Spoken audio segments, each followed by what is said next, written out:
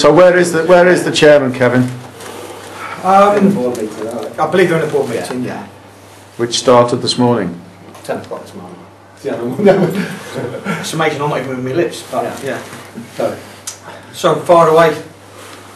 We're just wondering why none of the managers, i.e. the directors, are here to explain the situation, have left it to you, who surely is busy figuring out how to play the game.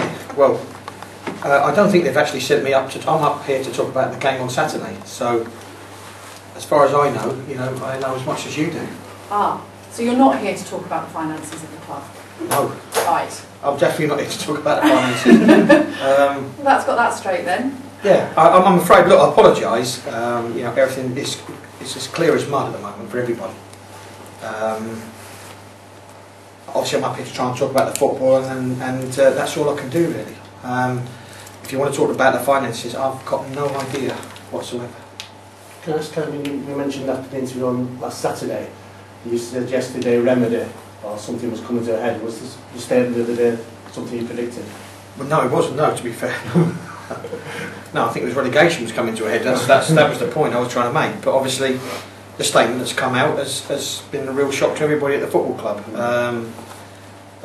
Obviously, the players have asked to see me this morning, and I've tried to allay their fears as much as I can. And they've just got to try and play for their futures. Because as we speak, I don't know what the state of play is. Really, it's embarrassing to have to stand here and not have someone on behalf of the club talk about the very thing that they've come here to talk about. The funny thing is, there's a lot of people here today, but you've talked about it almost ad nauseum for the last 4 or 5 months, haven't you? It's been unfortunate you've had to sort of explain yourself when you want to talk about football. Well, that's right. I think and I think now it has come to a head clearly. I mean, that was a dramatic statement yesterday, by anybody's understanding. If you say to someone that there is, the club will not survive if they do not get this money in, and that they cannot play professional football at Keith Lane, I think that's a major statement. I think it's clear to everybody now why we've been unable to fill a bench and the things that have gone on in the club in the last 4 or 5 months. Has it shocked you a little bit? Because people come out with statements prior, and we were at the forum saying, look, it's all okay, we're going to pay the embargo off in May, and money's tight, but we can sort it out then, and suddenly bang. Yeah, we are. That's what I'm saying. I think it was like I say, it's hit the staff very hard today, I would think that the board will at some point have to speak to the staff and allay some of their fears, or let them know exactly what's going on. Have they not spoken to you yet? Have they not, no. Have they not intimated any of the details that they issued yesterday to you? No, I found out at 12 o'clock. I think it was 12:30 was the press release. So I'm in as much in the dark. I know 1 or 2 little things, but clearly it's not at the level that would help you guys. That's for sure. How difficult is it day to day then, knowing that? It's been difficult to run a club. I mean, look, effectively I've been here before. At Luton and at Leeds, it was tough. It's very tough, and I didn't personally want to go through that again. And here I find myself embroiled in a situation where you've got the staff knocking on your door, asking questions, fearing for their future, for their families, and it's tough. And I've been there. It's the 3rd time, and it's like I said, I didn't come here for that. And unfortunately, I find myself having to answer questions that have nothing to do with football. And I'm afraid that football is party to finances, and if you don't run your club properly or well, you can find yourself in this sort of state, and we are there now. Because of that experience, sorry, man. How angry are you at the board? Look, it'd be stupid for me to come along here and moan at everybody. My frustration has been noted. Let me tell you, if you've come to my press conference, you know how angry I've been. I felt that things should be said, and everybody should know where he stands. But as we stand today, even now, the staff don't know what's going on, and I don't think that helps to get a cohesive unit together, both on and off the pitch. Because of that experience you've got, Kevin, with other clubs, reading between the lines of the statement, do you feel that the very existence of this club is under threat? Well, one would have to say so. When you look at I've not ever seen a statement like that before in a football club, and I would think that they're being as honest as they can be. I don't think you can get any more honest than saying that the club's going to fold. So we must be in massive, massive danger, and I think that's why they've obviously gone out and done what they've done, and to try and bring people. We need people with money into the club. I mean, that's what we need. It's clear that we've been embargoed from the 3rd of December, and it hadn't been for people helping pay the wages, we'd have struggled to get here now. And as it happens, we continue to go back to the PFA to get funds, and we don't come out of that now till the next May. And we've turned up on games and 2 or 3 people, 4 people on the bench. It makes it very hard. And as I said, as a manager, I feel as though I've let my team down. I've let them down because I can't bring the players in to help the players. I've got some good players here, but I've got a right winger playing left back, a young centre half playing left back, and all this sort of thing. And it's all credit to the players that they've kept going. What's the situation with the players' wages? You said that a month ago they were on less than minimum wage. Where are we now? Well, it doesn't matter now, does it? Look, some lads aren't earning a lot of money at all. But at this moment in time, the club, to be fair, have honoured their wages at this point. But clearly the situation is, where do we go from here?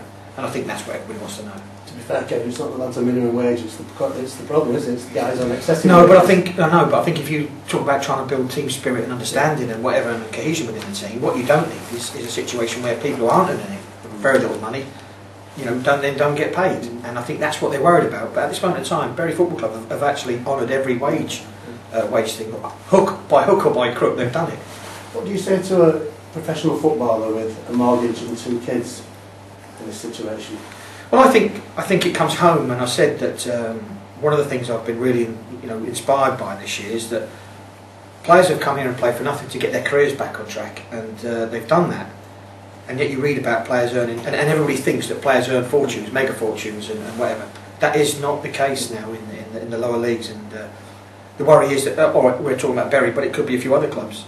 But I think a lot of lads have shown that the desire to play the game is greater than the money aspect of it. But for people who don't earn much money, you've only got to think about it.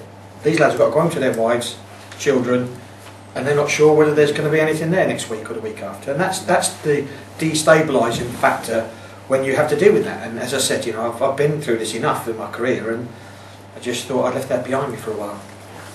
When you look at football overall, Kevin, with tens of millions of pounds for the club that finishes bottom of the Premier League, huge wages in the Premier League, even for the lower clubs. Do you think there's something badly wrong with football when a club like Bury is seriously threatened? It's been a case that's been, I think from the day that we went to the Bosman ruling, I think that affected football anyway. But where you go now, I think next year every Premier League club gets a £13 million uplift. And yet you look at some of the players who are starring in the Premier League, and they actually started in the lower leagues by coming from a Premier League club and being loaned down. And if you lose clubs like Bury, that's exactly what will happen. We've taken 4 or 5 loans this year, and those have gone back into the first teams at Wolves and Leeds and places like that. So, it's important that people understand that this is one of the only countries that has a major professional league right down at the level that we do. But let me tell you, it's important to the town. I spoke to someone from Scarborough only yesterday, and since the club has lost their football league, they've lost their club altogether, they feel that part of their identity has been ripped away from the town. That's how major it is, believe it or not. And we all have a good laugh over the years with Accrington Stanley, wasn't it? But let me tell you how proud that town was when they got their football club back. So it's important, it's very important, and we're going to be careful, because I think if football doesn't sort itself out, there will be a lot of clubs like this. And in the Premier League, if you looked at every club that gets that £30 million uplift next year, if they all put £1 million in a pot and then split it £500,000 each between the divisions, League 1 and 2, it'd go a long way to saving the football. And I hope people will start thinking now about looking at League 1 or the Championship and the Premier League and saying that's the only football. It's not. It's not. And we've seen some great cup competitions this year where clubs have beaten, Oldham beaten Everton and things like that. And it'd be sad to lose it. You mentioned Oldham, there's a small matter of must-win derby game on Saturday. Yeah. Thanks for talking about football. Yeah. But yes, there is, and it's a massive game, and we know what we've got to try and do. And the players were terrific this morning. We obviously had a meeting this morning, and they've got on with it. And if they keep playing the way they've been playing, then we'll be okay. We've just got to finish the chances that we're creating. What's the situation with injuries, and will we be a full bench? Dire. We won't have a bench at all. We've lost, obviously, Sodji's out suspended, and so is Fagan. So we might have, a couple on the bench. Tom Solid? He's okay to train today. Would today have been a great opportunity for the board to almost make an appeal to the general public out there as well? you know, and highlight the plight that Bury are in, standing in front of the cameras. Well, one would have thought that the statement that was made was to highlight the plight. I think there's no better opportunity than when people come to talk about it and use that opportunity to maybe sell the situation. It would seem to be a missed opportunity to me. There's been mixed messages that have come out though, because the statement said it was critical yesterday, but the chairman told me yesterday that they want the money for a 2 and a 3 year plan. Okay.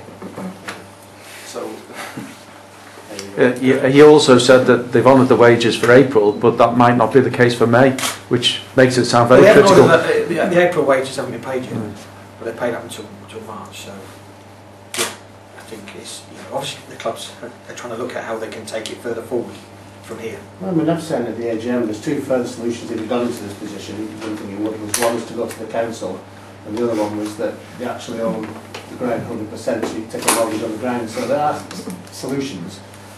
Yeah, well, I mean, once again, you know, I'm not afraid to that. So, No. yeah. How difficult in general is it, Kevin, for the club to be able to get out of this situation? Well, without knowing the actual finite details of the finances, I couldn't say.